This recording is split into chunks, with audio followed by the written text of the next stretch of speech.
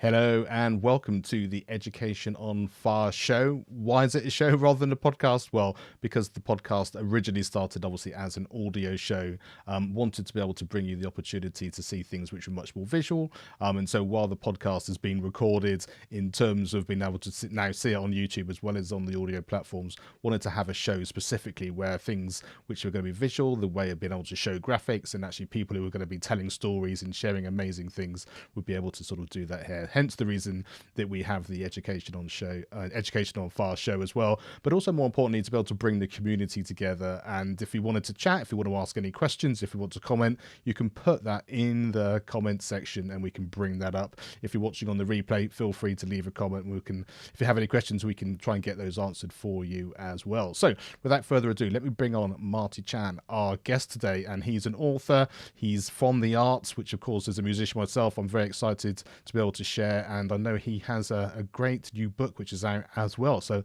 here he is, Marty Chan. Hi Marty, thanks so much for being here. Thank you for having me. I'm looking forward to this chat. Fantastic. So let's just start. Whereabouts are you in the world? Because this is the great thing I love about the virtual, is the fact that we can be anywhere and we're literally in the same room. Well, I'm actually located in Canada, in the province of Alberta and the capital city of Edmonton, which is also known by its original Cree name, Amiskwichi-Wiskaikin. It's on Treaty 6 territory. My family came here. My parents immigrated to Canada, and they made their way to Edmonton, which is quite chilly in the winter. And I curse my parents every winter that they chose this place because it's so cold. But I do appreciate it in the summer and the fall. Yeah, amazing. And we've actually got someone here watching already. Hi, Neil. How are you? Thank you so much for bringing this in. Let me just make that a little bit different in there. As we know, when we've been testing our creative amplifiers, the comments come and go depending on how they've been set up. And this is the first time this particular profile has been live for a while. So bringing those things in. So, hi, Neil. Thanks so much. He's part of our creative amplifiers show. If you haven't come across that before, please do go and check that out on that particular channel. So take us into this idea of how you've become an author, because I know you had this sort of artistic background as well. So take us on that journey. Well, I actually started off not as an author. I started off working in theater. I started off as an improviser, playing theater sports in Canada. That sort of theater bug sort of caught, and I got interested. Let's be honest.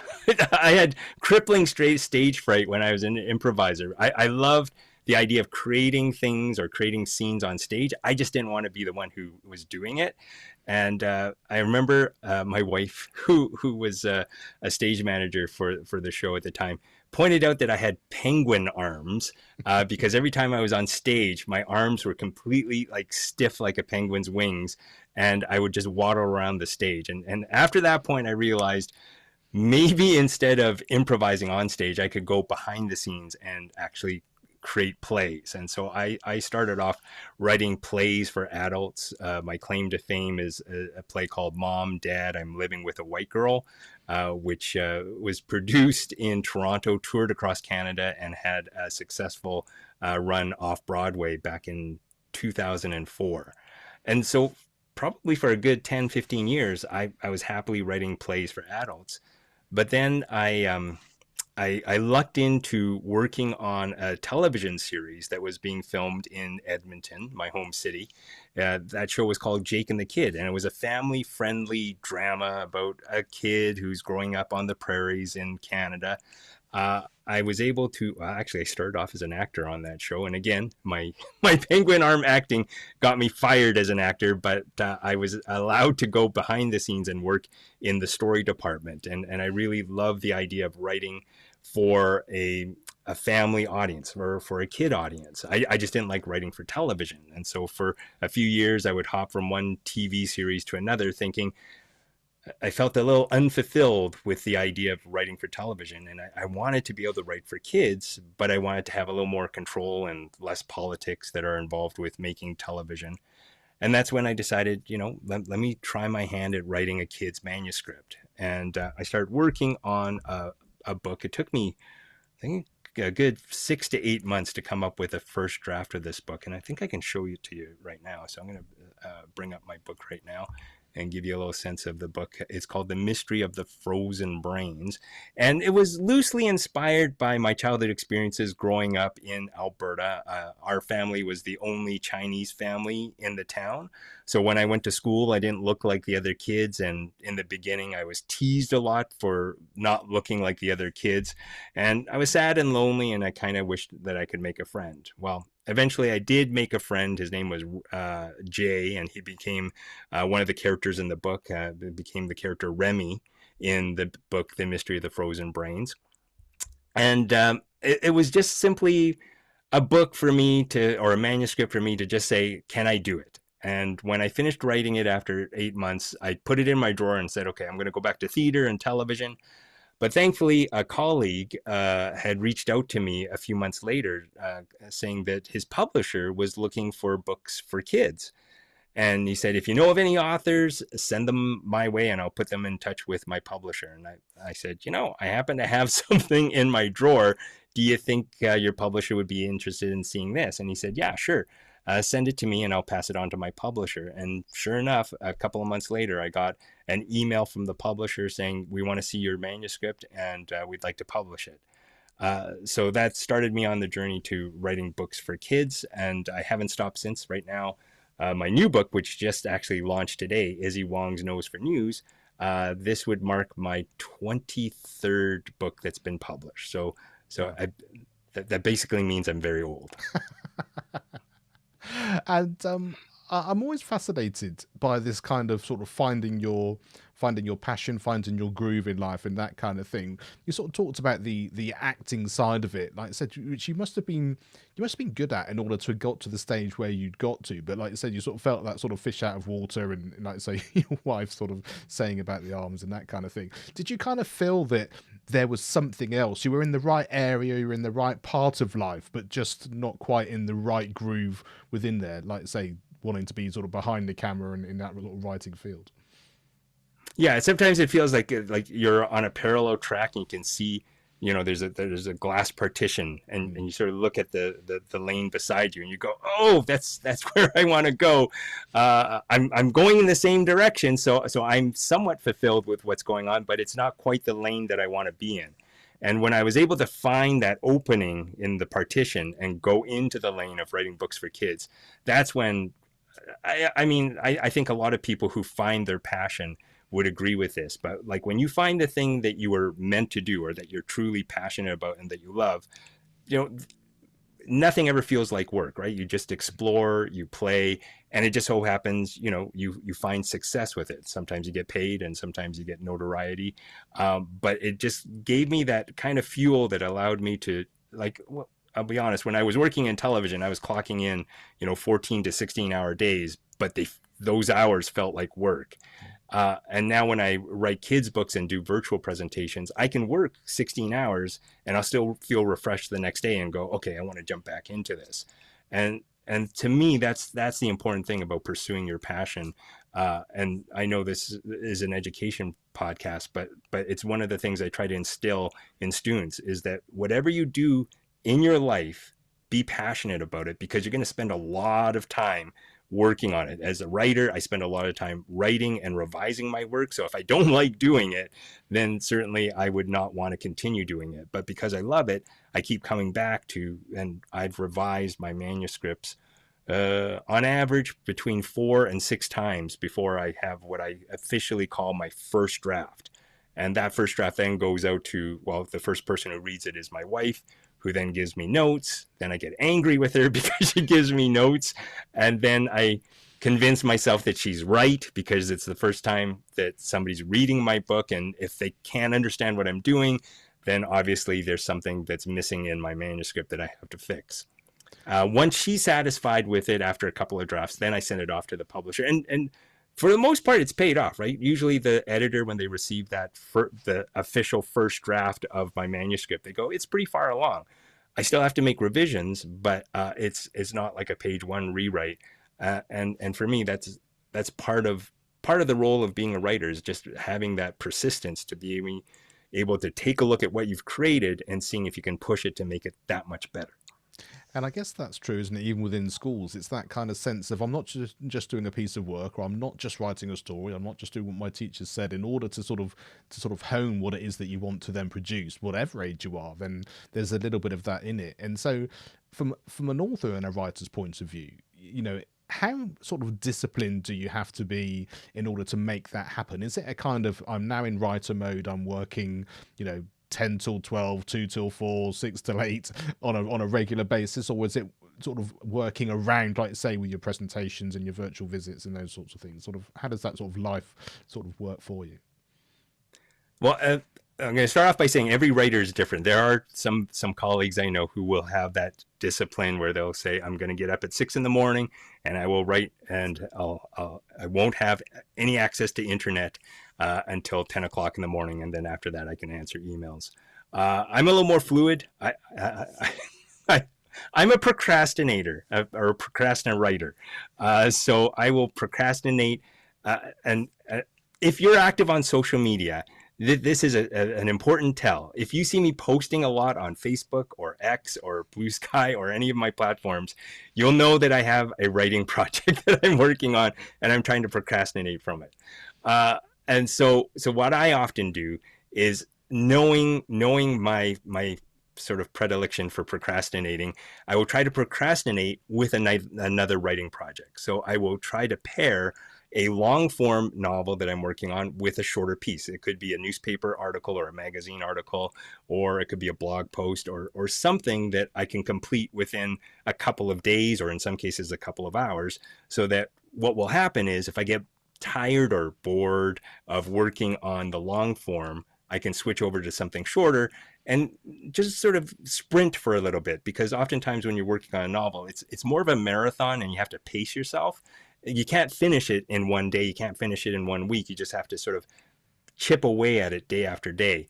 And if you're not into that kind of routine, you can sort of get disheartened at a certain point. And so I always like to have something that gives me a little sense of completion. And now that I've been doing mostly virtual visits, part of it is sort of a side gig or a side hustle where I'm creating video editing. So I'm making my own trailers sort of to promote what I do as an introduction. I mean, you had a great introduction with yours with the trailer. So I try to do something similar, and I'm wondering if I can bring up one for everyone to see. So let me see if I can find it. Okay, so this is a brand new one that I've made. So I use this at the beginning of my school visits, and so this gives you a little sense of what I'm playing with. This is me procrastinating from working on my next novel.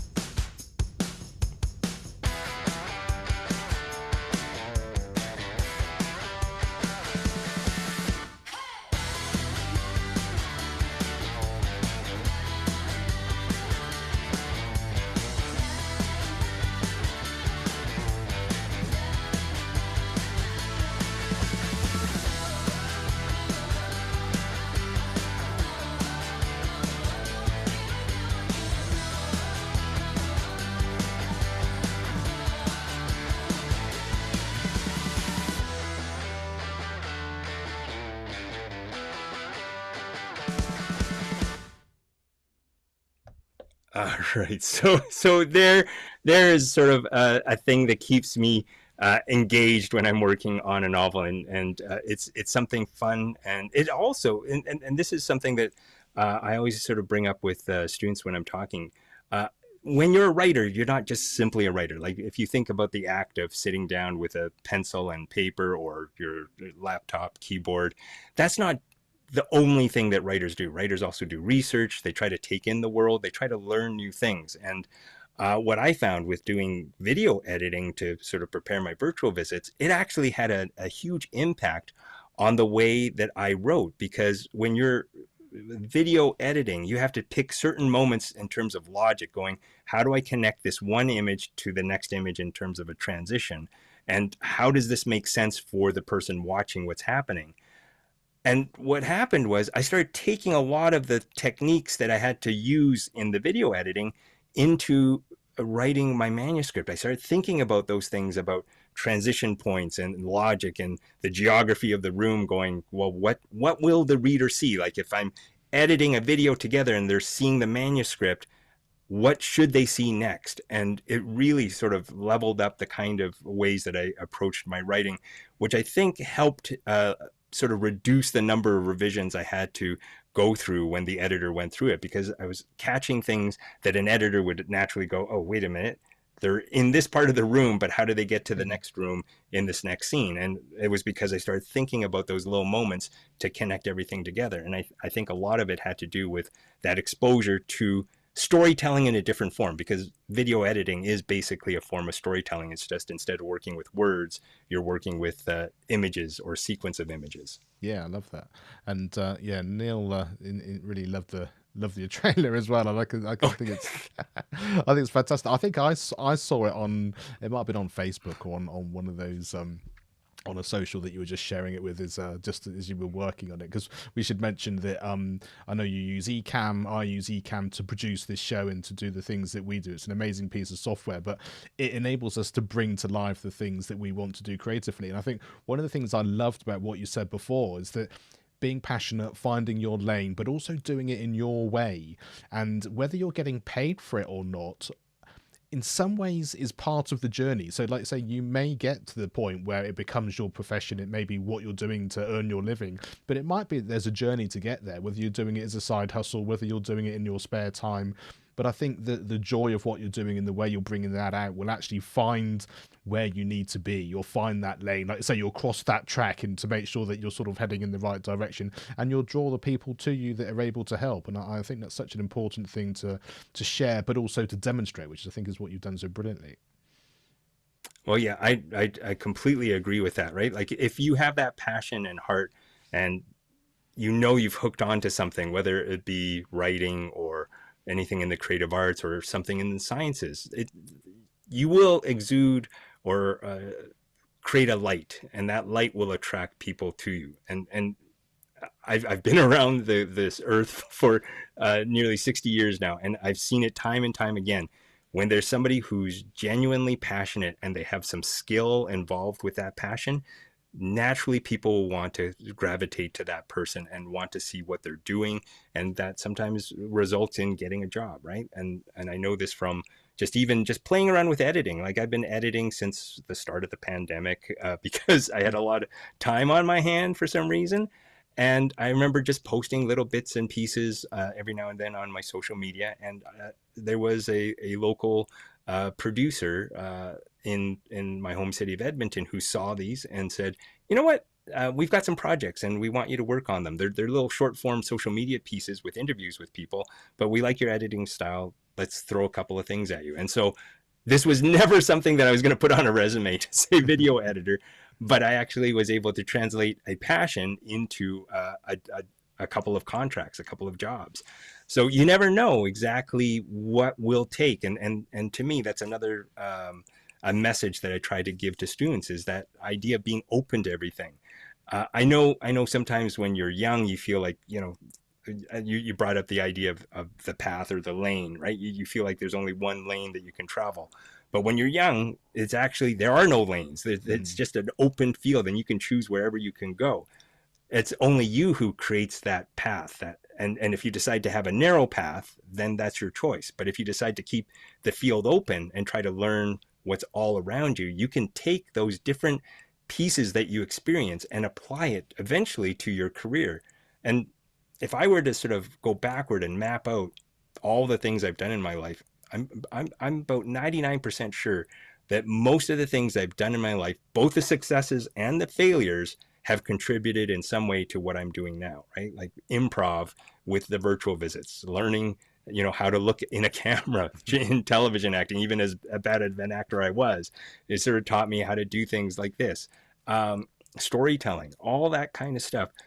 I didn't know at the time would add up to what I'm doing now, but at the time it was something that I enjoyed exploring and experimenting with, and it just became part of the fabric of who I am. And every time you approach something, whether it's a job or something in your personal life, you take those little bits and pieces of your fabric and you apply that to what you're working on, and you never know if it actually will form something important and useful and valuable to the people who are sort of partaking in it. And so I suppose a really great example of that is the virtual visits that you're doing, because I'm guessing sort of pre-pandemic, a lot of the visits were in person, and then you the pandemic happens, the virtual thing happens, but then not only are you able to then reach more people, but you're able to share things in a different way, and you've been able to be creative in such a way. So tell people, well, first of all, what those virtual visits are, how does it sort of work for you, what do you sort of offer, and then give them a sort of a glimpse into what they might expect should you go and visit their school. Well, the virtual visits, just to give context to everybody, for a kids author, one of the things that we often do as kids author is that we do presentations, book talks, or writing workshops for students in schools and libraries. When the pandemic hit, obviously, school doors were closing, and so authors had to find another way to connect with students, and that's where virtual came in. And you're using the virtual presentation to try to get a kid excited about hopefully picking up a book and reading it. Hopefully it's your book. Or if you're doing a writing workshop, you're trying to get them excited about the whole sort of process of writing. And as you saw from the trailer, I try to make things fun and interesting. And I'm going to see if I can do something for you right now where I'm going to demonstrate one of the ways I try to get kids excited about the whole notion of using details, especially sensory details, when it comes to describing settings and characters. And to help me out, I have a prop someplace here. Just give me a second to find my prop. Where's it? Oh, okay, right over here. Okay, so right over here, this pen. I use this pen as an example of how details can make a difference, especially sensory details. And I tell the kids, believe it or not, I can turn this pen into a lightsaber. You sit on a throne of lies. But it's true. It's true. Hold on. I can prove it to you.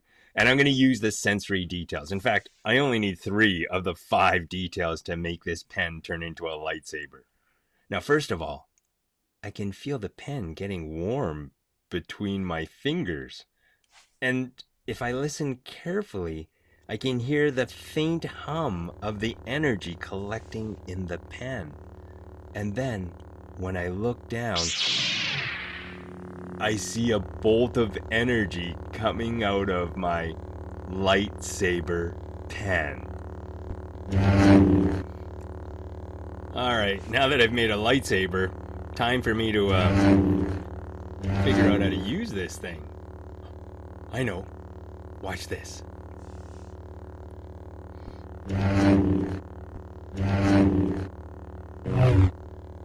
Pretty cool, eh? Hold on.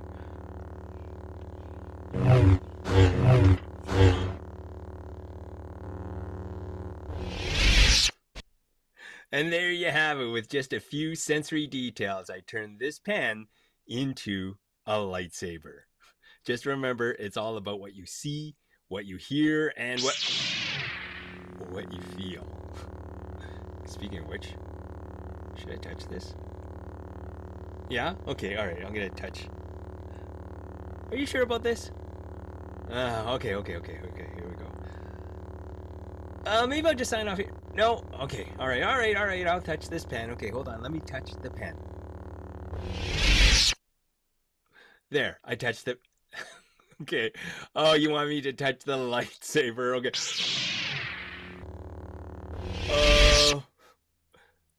Maybe not a great idea.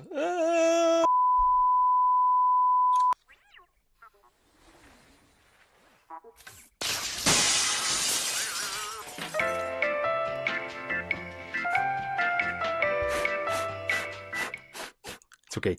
It's okay, my hands are intact.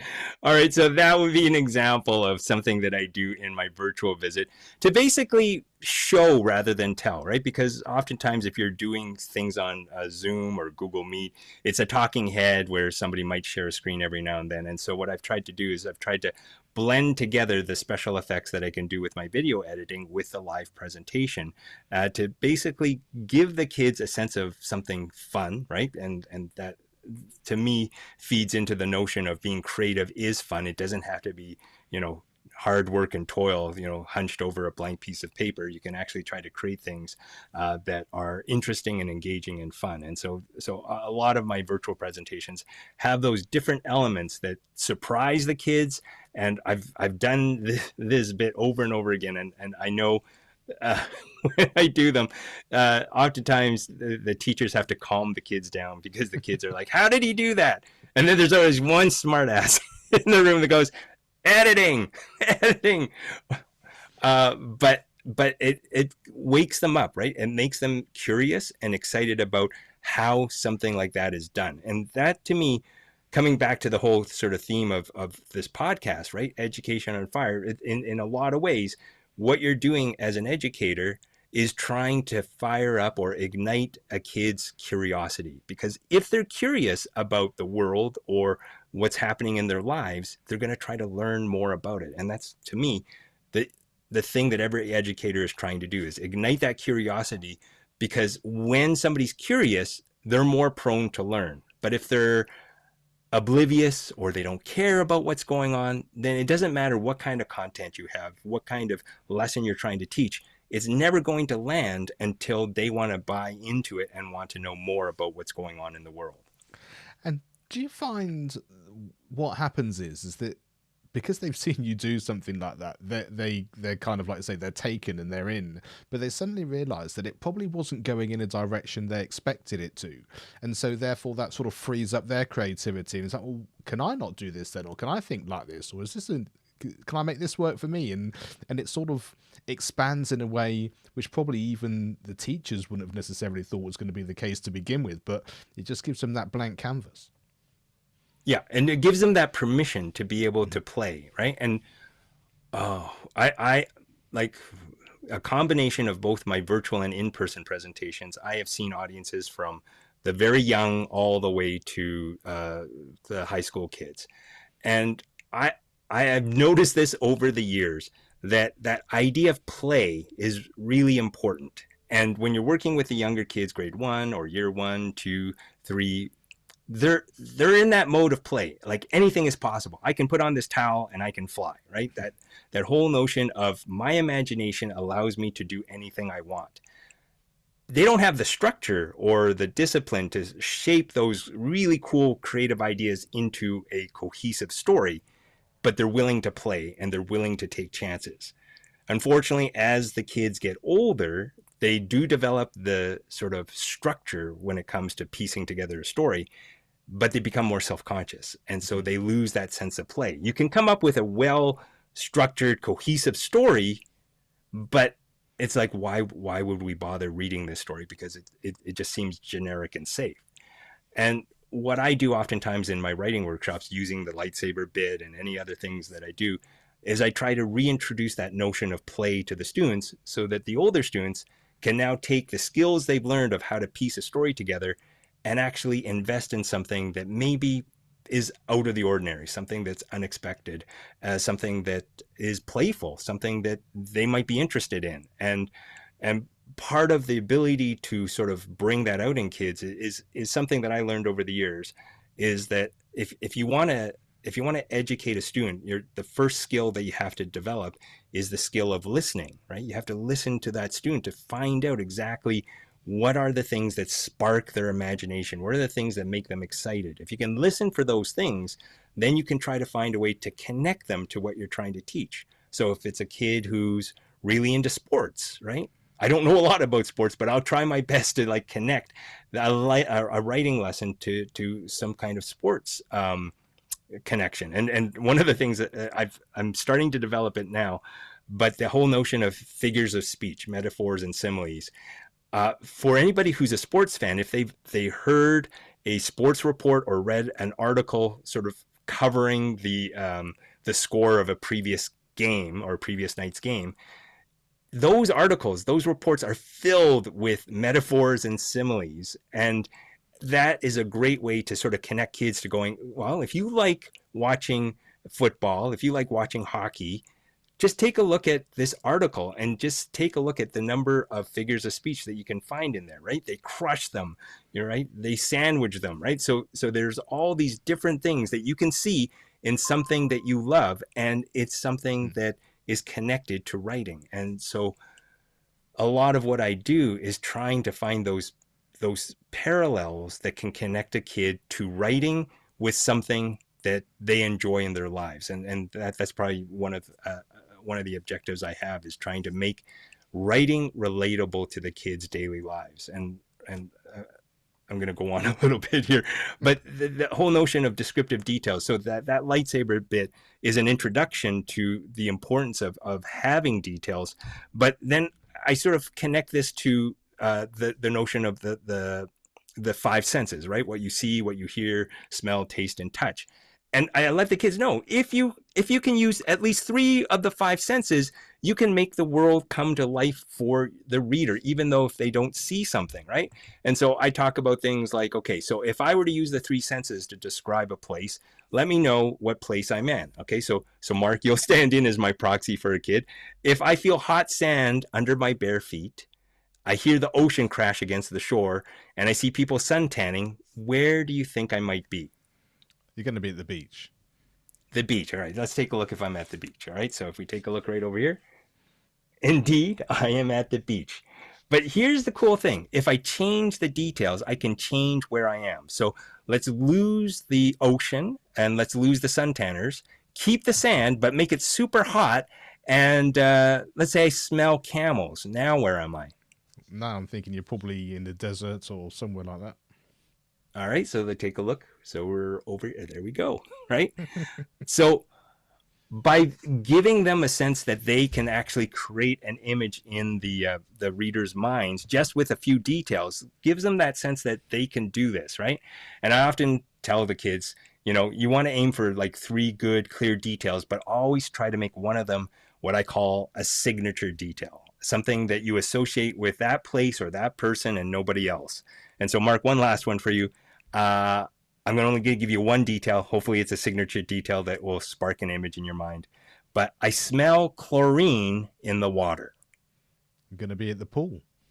The pool. Let's take a look at the pool. So right over here, there we are at a swimming pool, right? And so that is a way to connect the kids to that notion of, we all have certain signposts that will connect us to places, people, objects. As long as you can find that signpost, that what I call the signature detail, it becomes real in the reader's minds. And as part of your job as a writer is to look for those signposts that you can present to the reader to help them enter your world or get a better sense of who your character is.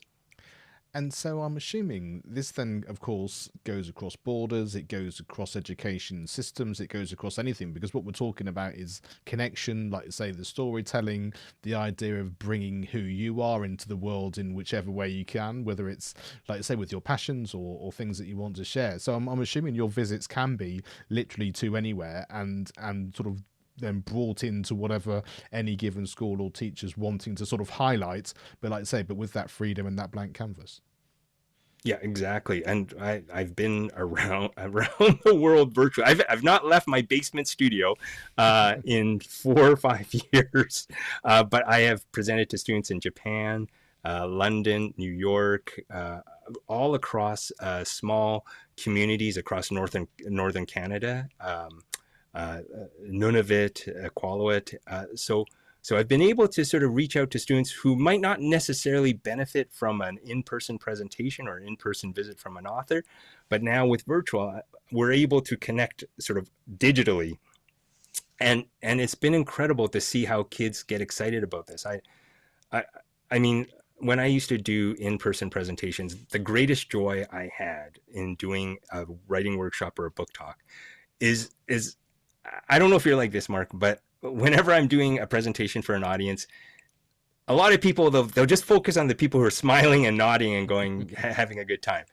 My eye always goes to the one person who looks surly and downtrodden, who just doesn't look happy to be there. And I always make it my mission when I see that person to try to lift their spirits and make them engaged and excited about what I'm talking about. And when I was doing this in person, my favorite memory was I did a presentation for a school in Alberta, and it was a gymnasium presentation where usually a gymnasium presentation, they bring pretty much every student there. So it was, I think it was grade 3 up to grade 8.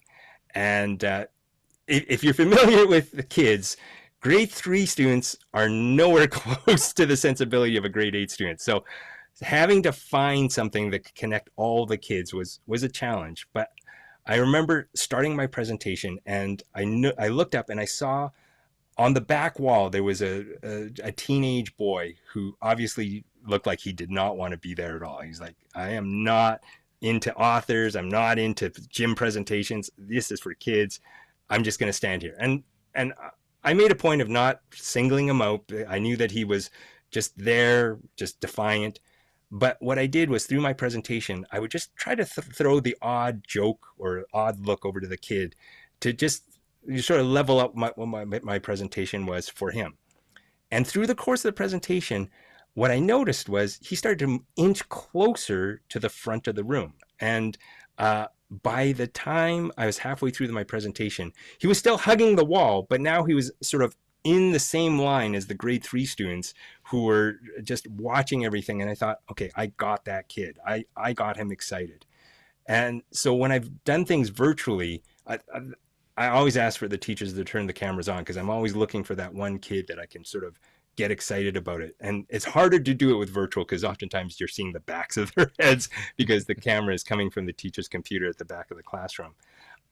But my new way of gauging how things are connecting with the kids is the question and answer period, where just the other day I did a session for a group of kids in Nunavut, and we got to the end of the writing workshop, and I said, are there any questions from the kids? And the teacher said, no, but I've got a kid who wants to share their writing with you. And at that point, I thought, okay, I got that kid, right? Somebody who obviously, and this was for teenage students. So for a teenage student to actually be willing to share their work is a huge step. And for me, I took that as a sign that I was able to connect at least with that one kid and get them excited about the idea that they came up with, right? And this comes back to what I talked about earlier, is, the key skill to have is to listen, right? And so when they presented their writing to me, I listened, I appreciated it. And it was one of those moments where you never know like how much of an impact an educator makes when they just give one positive form of feedback to a student. If you ask any adult today to name their favorite teacher and their least favorite teacher, they will come up with a name right away. And oftentimes that favorite teacher is the one that actually saw them and listened to them. It's amazing you say that, because it's one of the questions I ask on the podcast generally, is that we have the acronym FIRE, which is feedback, inspiration, resilience, and empowerment. And the feedback thing often comes through. And part of that is also, I ask people, do they have a teacher they remember or an experience that they want to share? And you're right, there's always someone that comes up, and it's always the way they were made to feel and that human connection. It's never about, I had great handwriting after that class, or my maths went through the roof. The subjects are really diverse, but it's that, we're actually on the same journey here. You might be older, you might be more experienced, you are my teacher, but actually I'm learning from you. I'm learning to be a better person of myself, because I feel like I'm able to have a conversation, to share what I'm doing and all those sorts of things. And I love that. And it's so universal that it's such an amazing thing. So I'm so glad you brought that up on this show as well, because it just sort of reinforces that. And I think every time you're in that environment where I guess you don't ever overthink it, because you're just doing what's right for you. You like I say, when you're presenting or when I'm teaching or whatever it happens to be, you're just doing the next thing, you're saying the next thing, you're trying to find a way to sort of share where you are in that journey on that particular day. But you never know, like I say, and it makes an absolutely massive difference. Thanks so much for that. It was amazing. Let's talk about your latest book as well, because as it's come out, we want to make sure that everyone knows what that is, and tell us a bit about the story, a little bit about the experience of getting it together, and what you're hoping people are going to enjoy from it. All right. So my latest book is this one right over here. It's called Izzy Wong's Nose for News. And it's about a girl named Izzy Wong, who is a huge fan of podcasts, especially sort of news podcasts, and she wants to follow in the footsteps of her hero, Sarah Koenig, who sort of came out with the podcast Serial, which was notably one of the biggest sort of podcasts of that particular genre at the time, where Sarah Koenig was sort of revisiting a court case where somebody was found guilty of a murder, and she started to doubt whether or not the charge was valid or not. And so Izzy is a fan of that kind of crime podcast reporting, but she wants to apply it to her school. And it just so happens there's a case that she can solve when somebody floods the toilets in the girls' bathroom. All the toilets are flooded. And Izzy starts to think, well, maybe this isn't an accident. Maybe somebody's behind this. There's a vandal here at the school. And Izzy takes it upon herself to try to catch the criminal as part of her sort of reporting. So she uses the podcast as part of her sort of detective work to try to find out who exactly committed the crime. And her investigation leads her into all sorts of trouble with the other students and some of the teachers and the principal as well.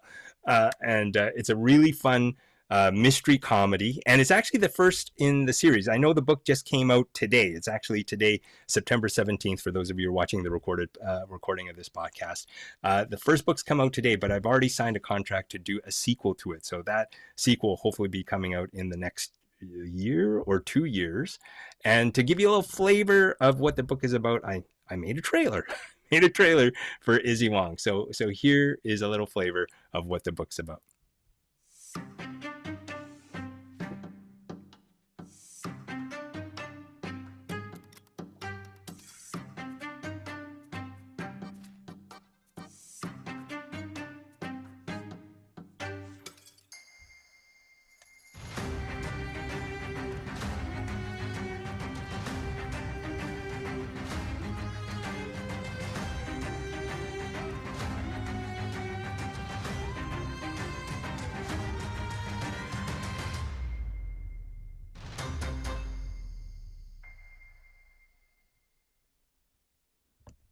All right, so there's a little bit of Izzy Wong's Nose for News. It's now available in stores across North America. I don't know if you can order it outside of North America yet, but you just have to check with my publisher, Orca Book, ORCA book. All right, so that's a little bit about Izzy Wong. Oh, amazing. And Neil very kindly was saying very cool. I think that was back when we were talking about when you were showing the lightsaber and all those wonderful effects. That comes across so well.